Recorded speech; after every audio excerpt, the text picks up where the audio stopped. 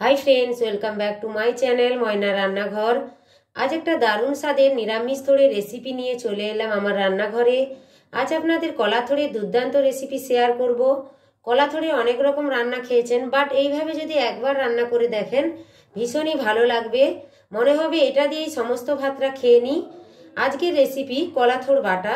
চলুন তাহলে দেখে নিই। থোড় বাটা করার জন্য দুটো থোড় নিয়েছি, থোড়ের খোলাগুলো ছাড়িয়ে দিয়েছি। এইবার ওপরে যে লেয়ারটা আছে ওই লেয়ারটা তুলে গোল গোল চাকা চাকা করে আমি কুচিয়ে আপনাদের দেখাচ্ছি। এই দেখুন গোল গোল করে কেটে নিয়েছি। আর এই যে থোড় কাটার সময় যে আঁশটা বেরোয় সেইটা আমি ফেলে দিয়েছি।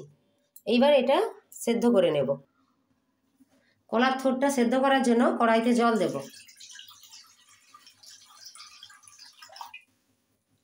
দেব অল্প হলুদ আর লবণ দিয়ে এটা হালকা ভাপিয়ে নেব। থোড়টা ঢেলে দেব।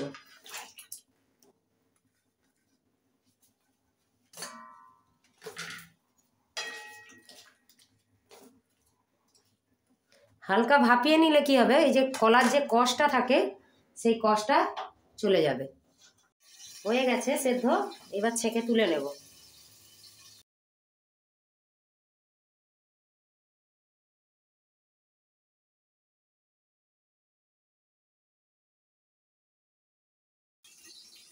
ছেঁকে নিয়েছি। এইবার এই থোড়টাকে ঠান্ডা করে নিতে হবে। ঠান্ডা করার পর এই মিক্সির জার নিলাম, এই মিক্সির জারে বেটে নেব। থোড়টা ঠান্ডা হয়ে গেছে, এবার মিক্সিতে নিয়ে নিয়েছি। এবার এটা পেস্ট করে নেব। আপনারা চাইলে শিলনোড়াতেও বেটে নিতে পারেন। থোড় বাটা করার জন্য মশলা বেটে নেব। মিক্সিতে কালো সর্ষে আর সাদা সর্ষে দিলাম 1 চামচ করে, 2 চামচ। আর দেব 3টে কাঁচা লঙ্কা, 1 মুঠো ভাজা চীনাবাদাম দিলাম। আর এবার জল দিয়ে এটাকে একটা মিহি পেস্ট বানিয়ে নেব। থোড় বাটা দেওয়ার জন্য আমি কিছুটা নারকেল নিয়েছি, সেইটা এরকম হাতে চটকে নিতে হবে। চটকে যে নারকেলের দুধটা আছে না, এই দুধটা বার করে নিতে হবে। তারপরে এই নারকেলটা দিতে হবে। এই দেখুন থোড়টা বেটে নিয়েছি। এবার কড়াইটা গরম হয়ে গেছে, কড়াইতে সর্ষের তেল দেবো। রান্নাটা সর্ষের তেলে হবে, তবেই ভালো লাগবে খেতে। তেল গরম হয়ে গেছে, তেলে দেব কালো জিরে ফোড়ন আর দেবো একটা শুকনো লঙ্কা।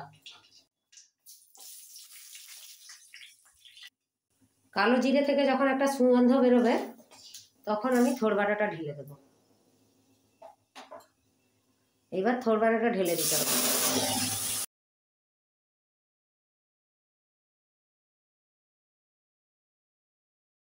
দিয়ে এটাকে ভালো করে নেড়ে নিতে হবে।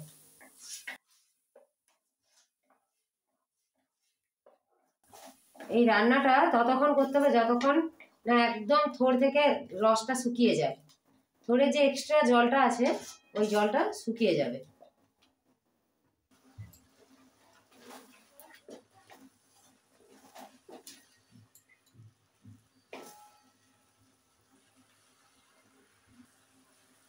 এইবার দেব অল্প লবণ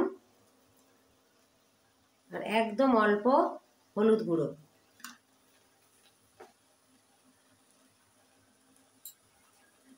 আর দেব ওই যে বেটে রেখেছিলাম কালো সর্ষে, সাদা সর্ষে আর কাঁচা লঙ্কা, ওইটা আমি দিয়ে দেব।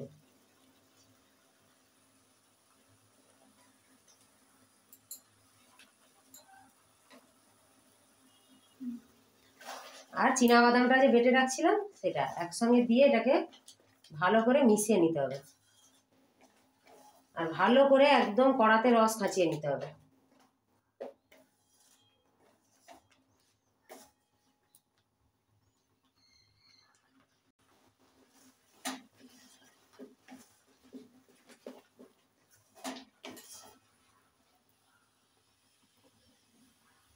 এবার নারকেল কুড়াটা দিয়ে দেবো।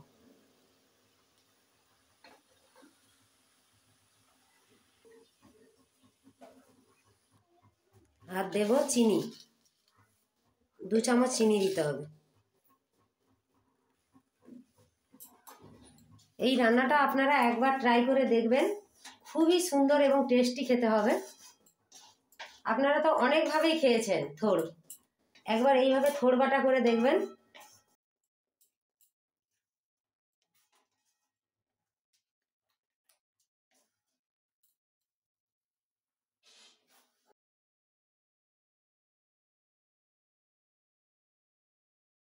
চেরা কাঁচা লঙ্কা 3টে দেব, আর দেব সরষের তেল। শেষে যে সরষের তেলটা দেব, এর ঝাঁঝটাই এত সুন্দর হবে যে রান্নাটা আরও দ্বিগুণভাবে টেস্টি হবে।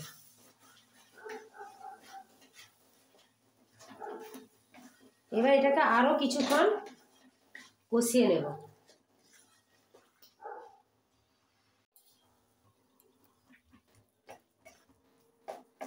একদম রসটা শুকিয়ে গেছে, এবার গ্যাসটা বন্ধ করে দেব। নামিয়ে নিয়েছি, এবার ওপর থেকে সরষের তেল দিয়ে দেব। এই থোড় বাটাটা আপনারা ধোঁয়া ওঠা গরম ভাতের সঙ্গে একবার খেয়ে দেখবেন, ভীষণই ভালো লাগবে।